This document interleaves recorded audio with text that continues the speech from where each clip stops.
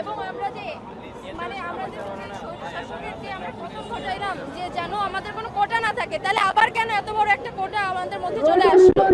যারা আমাদের কাঁধে কাঁধ মিলিয়ে বললো যে না আমরা আসলে কোটা চাই না, তারা ডিপ্লোমার যারা ইঞ্জিনিয়ারিং পড়তেছে তারা তো আসছিল আগের বছর এসে তারা বলছিল তারা কোটা চায় না, তাহলে এই বছর কেন তাদের সুর ভিন্ন হলো আমরা সেটা জানতে চাই। এবং আমাদের ভাইদের উপর কেন হামলা করা হলো সেই সম্পর্কে আমরা জানতে চাই। এবং আমাদের 5 দফা যেন দাবি মেনে নেয় রাষ্ট্র, সেই বিরুদ্ধে আমরা এখন অবস্থান করছি। ধন্যবাদ।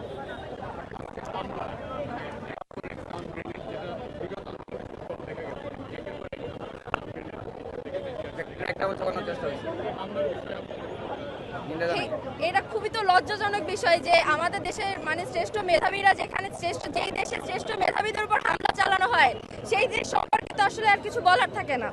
তো চাইবো যে আমাদের 5 দফা যেন মেনে নেওয়া হয় এবং এরকম সিচুয়েশন যখন আমরা কোটার বিরুদ্ধে আন্দোলন করছি, মেধাবীদের যখন মেধার জন্য আন্দোলন করছে, তখন যেন ভবিষ্যতে এরকম ঘটনা না ঘটে সেটাই আসলে বলার থাকবে এবং মেধা যেন জিতে যায় সেই আশা ব্যক্ত করছি।